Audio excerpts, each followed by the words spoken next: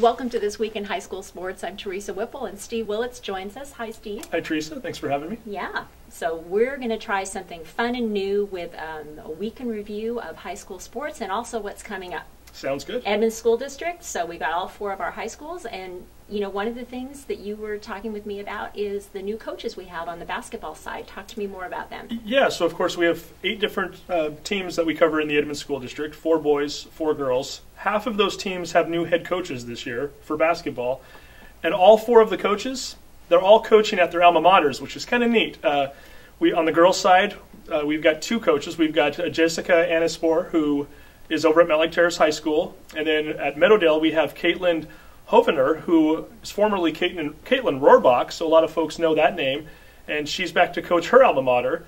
On the boys, we have Bobby Hinnenkamp, who is coaching the Lynnwood boys this year. Bobby winning a state championship last year as an assistant with the Lynnwood girls team. And then we have Roger O'Neill over at Meadowdale. Roger was a star player for the Mavericks, went on to play college ball at St. Martin's, and now he's returning to coach his alma mater. So the 4 of them joining Rebecca Wells at Edmonds-Woodway, who coaches the girls, and then Nayland Sood, who coaches the boys at Mountlake Terrace. So we have 6 coaches right now. They're all coaching at their alma maters. That's great. And we were talking about the O'Neill name, of course, is famous in a lot of circles in Meadowdale sports. Yeah, not only O'Neill, but really the Rohrbach name, too, from Caitlin's side of things. So O'Neill, obviously his 2 sisters, Roger's sisters, playing ball at Meadowdale and both going on to college careers, one of which made a little stop in the WNBA for a while. Mm-hmm. And then the Rohrbach name. Caitlin and her siblings also going through Meadowdale over there, and their father, Mike Rohrbach, who was on the 1978 Rose Bowl team for the University of Washington, and he's also been a long-time chaplain of sports teams in the area. So it's keeping it in the family, so to speak, and it's kind of fun at these schools to see familiar names and familiar faces coming back from back in their playing days and now coaching their teams. Great. Well, tell me what you saw last week with some of the games in our local teams. Yeah, we can start off with the girls a little bit. Really, nothing too surprising from Lynnwood. Lynnwood, again, the defending state champs. And they're loaded again this year. I mean, Michaela Pivick, Jordan Edwards, the 2 of them have already both signed letters of intent to play college basketball next year. Michaela's going to be at Lynnwood. Michaela's going to be going to Oregon State to play down there.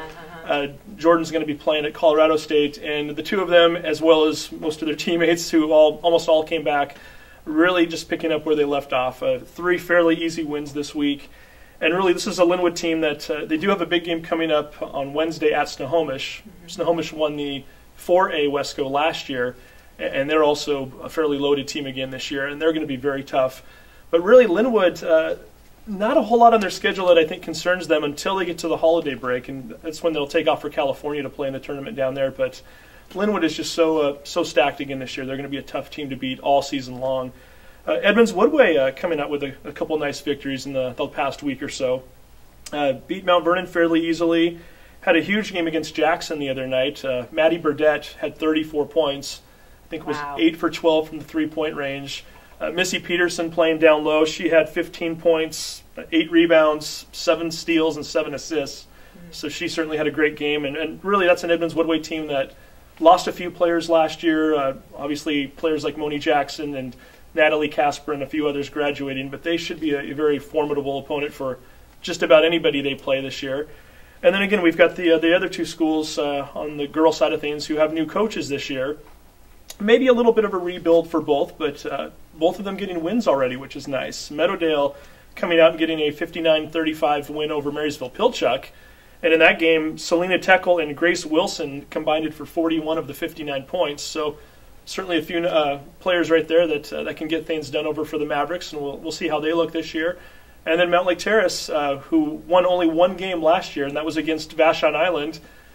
Lo and behold, they put them back on the schedule again this year, and they won again. Well, at least they've equaled their record for last year. They're consistent. They've already matched last year's win total, and they did this one on the road. They went to Vashon Island to get the victory, and a very young team there, only 1 senior on the entire team, but I had a chance to watch them last night, and they're just they're a group of young ladies who really just bring it every night, and they're going to play tough, and they're going to compete, and they should be fun to watch this year. Okay. And on the boys' side, of course, your alma mater, they're 3-0, right? Yeah, Mountlake Terrace off to a great start, and not only 3-0, but really a couple of really tough road opponents. And I don't think they were expecting to maybe have this much success early on, or at least some of us who think we know what we're talking about were expecting it. But really, a couple of nice wins for them, going on the road and beating a Monroe team that was very strong last year and returned quite a few players. Going up against a Marysville-Pilchuck team later on in the week, beat them by 13, and that's a Pilchuck team that played in the Tacoma Dome last year and has two of the better guards in the area, and Josh Bevan and as well as Bryce Juno. So to beat them on the road early in the season, that's huge. And then they went out and got their first conference win last night against Lynnwood. It was a 44-32 game, a game in which they held Lynnwood to only 2 field goals in the second half. So Mountlake Terrace off to a great start so far. Yeah. Great. And then Edmonds-Woodway played Cascade, and that's kind of was a pretty tough rivalry because they're each expected to do really well in their 4A, 3A. Yeah, Cascade really is the team to beat in the 4A. I think even at the end of last year, we all thought that. They looked so strong at the end of the year, playing with a lot of juniors, and as if they weren't talented enough, they added Drew Magaway, who was at Shorecrest last year, transferred over, and he was the leading scorer in Wesco. So the rich got richer, so to speak. And Edmonds-Woodway really played them tough all night. I think that was a 1-point game down the stretch, and Cascade scored a few baskets at the end of the game and made it a 5-point victory. But Edmonds-Woodway really looking strong so far. Should point out they've won 2 games also already, so they're 2-1. Transfer David Woodard, who a lot of folks know that name from the football field, came over from O'Day, had a nice year for the Warriors during the fall and on the football field. He had a 34-point game against Cascade the other night, and you put him in there with some of the guards that are coming back from last year. We have Holland, Rice, Edwards, Ryan Peterson playing down low. That was a team that was already looking like they were going to be strong even before Woodard got there. So you add him to the mix, and I think Edmonds-Woodway could be a team that really could contend for the 3A South title this year. And I know the coaches picked them to finish second this year behind Glacier Peak. I wouldn't be surprised if they caught them, and that could be a very good season for the Warriors. Okay, great. Well, and in terms of if folks are looking for broadcasts, online broadcasts to watch of some of these contests, we do have the Lynnwood and Snohomish game on Wednesday night will be broadcast. You can go to the Sound Live Sports Network, soundlivesportsnetwork.com, and we'll be broadcasting that. And then we also have a wrestling match on the schedule. You're going to be doing the play-by-play, as it were, for that? We'll call it play-by-play. We'll see how that works. Wrestling's a little bit new to me, but we're going to give it a shot, and we're going to make sure that we have a wrestling expert on with us as well to kind of walk us through what's going on. But yeah, this is our first wrestling match. Match that we've done on Sound Life Sports Network, and that's going to take place on Tuesday.